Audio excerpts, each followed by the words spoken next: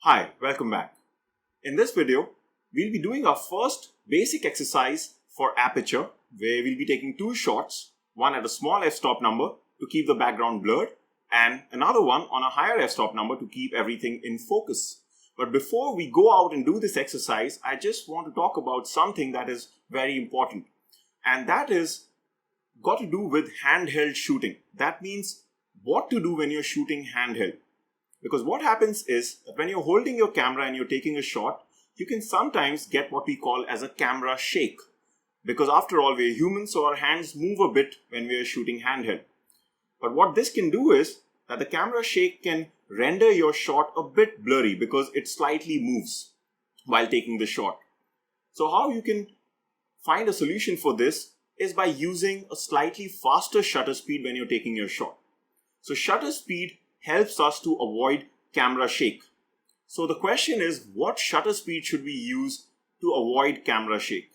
So there's a rule for this, which is called as the Reciprocal Rule. The Reciprocal Rule states that whenever you shoot something, just look at the focal length of the lens that you're shooting. For example, let's say I'm taking a shot using this particular lens, which is the 80 to 200 mm, and let's say I'm shooting all the way down at 200 mm. So the Reciprocal Rule says that see your focal length, in this case that is 200 mm, and then the shutter speed that you should be using to counter the shake for this focal length should be 1 by focal length that you're using. For example, in this case, the shutter speed that I should be using when I'm taking a shot at 200 mm, it should be 1 by 200th of a second.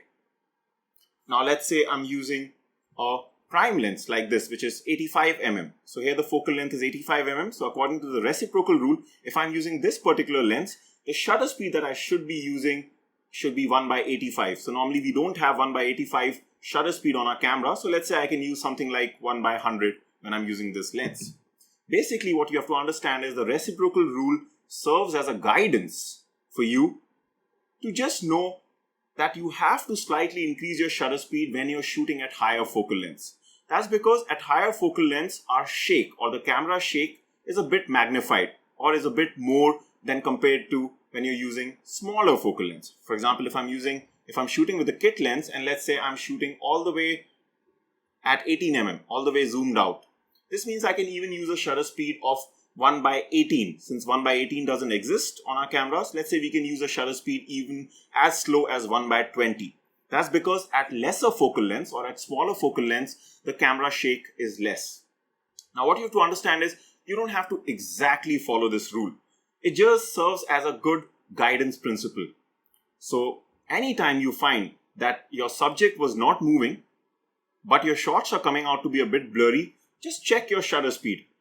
It can happen that your shutter speed is too low for the lens or the focal length that you're using. For example, if I'm shooting at 200 mm and if I'm using a very slow shutter speed of 1 by 10th of a second, then it can easily happen that the shutter speed that I'm using is not enough to counter the shake that I'm experiencing at such a high focal length. So what I can do in that case to avoid the shake or my camera shake is to increase the shutter speed all the way up to 1 by 200 at least. You can even use something close to 1 by 200, that's fine. Now one of the things you have to remember is when you're shooting in low light conditions, sometimes it helps to break the Reciprocal Rule. So for example, if I'm shooting in very low light situations like let's say an event which is taking place in very low light situations, what will happen is if I exactly follow the Reciprocal Rule, that means in this case let's say I'm using 1 by 200 second of a shutter speed, I will lose a lot of light and I'll have to increase my ISO to get a perfectly exposed shot, which can generate a bit of noise. So in such cases where light is an issue, what you can do is you can break the Reciprocal Rule and you can shoot at slightly slower shutter speeds. Like let's say you can go to 1 by 80, 1 by 60. Of course, you'll have to be very steady when you take those shots. But the advantage of doing that will be that you'll be able to save on a lot of ISO because you would have saved that light from shutter speed. Now, one of the things that can help you when you break the Reciprocal Rule is the stabilization mechanism that your lens offers. For example, on the Nikon cameras, this mechanism is referred to as VR or vibration reduction. And on the Canon cameras, this is referred to as image stabilization. These are switches on your lens. So what you can do is just make sure whenever you're shooting handheld that these switches are activated or they're set to on, because that will ensure that even if you get a bit of a camera shake, it just cancels it out. It just stabilizes your shot much more than when it's set to off. So remember, whenever you're shooting handheld, keep these switches to the on position. They'll just give you that extra bit of stability and will just help you break the reciprocal rule as and when required. But of course, even when they're on, don't attempt to take your shutter speeds down to something very slow, like 1/10, 1/5, 1 second, because even with those switches on at such slow shutter speeds, it'll be very, very difficult to control the camera shake. So use the reciprocal rule in your shots as a guidance principle in order to understand what is the approximate shutter speed you should be using according to the focal length that you're using for that shot, so that you can end up getting shots which are devoid of camera shake and so that they are sharp. So now that we know this principle, let's move on and do the exercise for Aperture. Welcome to the exercise on Aperture. So we'll be taking 2 shots here. We'll be seeing what happens when you use a small f-stop number against this flower and when you use a large f-stop number, what happens. Now, when you're doing this exercise, make sure you're doing it outdoors, because for the second shot where we're using a big f-stop number to keep everything sharp in the shot, what will happen is you'll close down the aperture. That will cut down the light coming in the camera, and that can mean that your ISO can go really high if you're doing it indoors, because you won't have any ambient light to start off with. So just find something outdoors. It's just advisable that you do that, just like a flower, something, or like any other object that you can find outdoors. That's all. So I've just located this flower in the garden here. Now let's get started. So for the first shot, let's see what settings we should be using. Now before I go on to the settings, let me get my composition right. So right now what you can see is that this flower is slightly away from the camera. So what I'm going to do is I'm just going to be zooming in till the time I get close to this flower. So that's all the way from 18 mm to 55 mm on my kit lens. That's what I have done here. I'm just gonna focus on the flower here. Right, now let's go to our shutter speed. As far as the shutter speed goes, we've already seen in this video how the reciprocal rule works.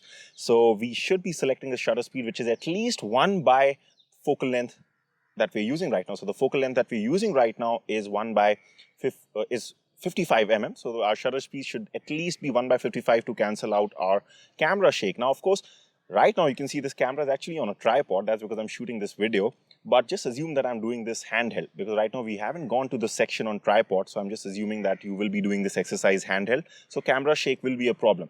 In order to just cancel out a camera shake, let's choose the shutter speed of 1/60, because 1/55 is not really available. And according to the reciprocal rule, we should be on 1/60, and that's fine.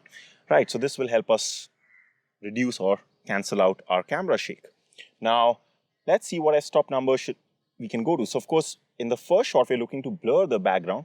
Now we've already seen how the kit lens works. We've seen that it has a variable minimum f-stop number. Since I've already zoomed into 55 mm, can you guess what f-stop number can I go to?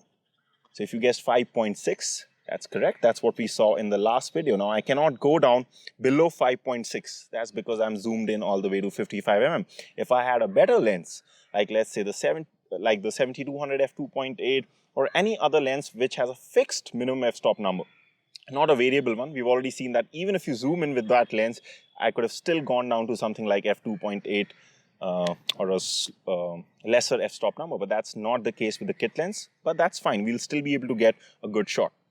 Now, the final thing that we have to see here is what ISO should we use for this shot. So you can see right now, my ISO is actually set to 100, which is the lowest that this camera can go to. But if you observe the light meter, it's actually towards the positive side. That means we have a lot of ambient light here. And even at the lowest ISO, where the meter is even pointing towards the positive side, that means I have to find a way to cut down light somehow.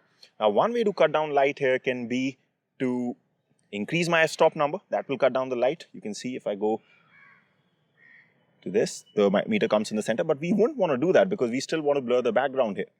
So what we will do is we can actually increase our shutter speed, because that will not have any impact on our shot, right? So in fact, it's just like a bonus, because it'll just absolutely cancel out any possible camera shake or the movement of this flower if there was some wind or something. So sometimes when you have excess light coming into the camera, shutter speed is a great way to cut down that light by increasing the shutter speed.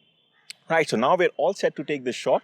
We just focus on the flower and we take this shot. And you can see that we've got a really nice isolated shot where this flower is standing out against the background and the background is out of focus and it's blurred and it looks really, really nice and smooth. Now, to see the opposite effect, let's take our f-stop number really high. So let's go to something like f22. Now this time what will happen is, since you're going to f22, you're cutting down a lot of light coming to the camera. So you can increase your ISO, but before that, what we should do is we can decrease the shutter speed to at least 1/60 so that it just goes to something which will cancel out the shake, but we're not unnecessarily using 1/125. So we go back to the reciprocal rule. We use 1/60, which is the minimum possible shutter speed we should be using according to the rule. And we have f22 to keep everything sharp in the shot, to make the background sharper. Now this time, since we've cut down a lot of light because of the aperture, if you notice, the light meter is pointing towards the negative side. So what we will have to do is we will have to increase our ISO till the time this meter comes in the center. So let's see. So you can see this comes in the center at ISO of 1000. So let's take this shot again.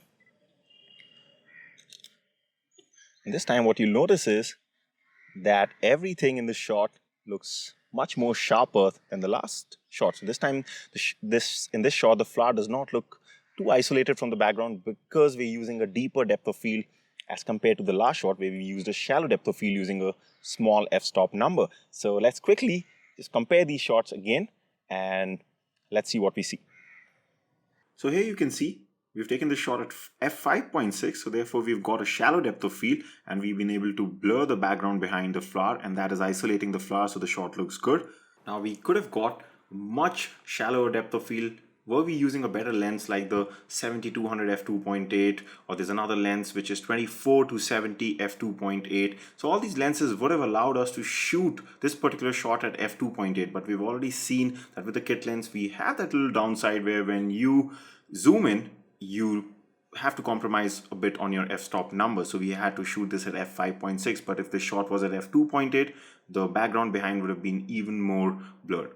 And if you see the second shot here, this is at f22, so the background is much sharper, though nothing else really changed in this shot except for the f-stop number. So we got a deeper depth of field this time, and usually these kind of shots don't really look good because you're trying to isolate a particular subject. You want that subject to stand out.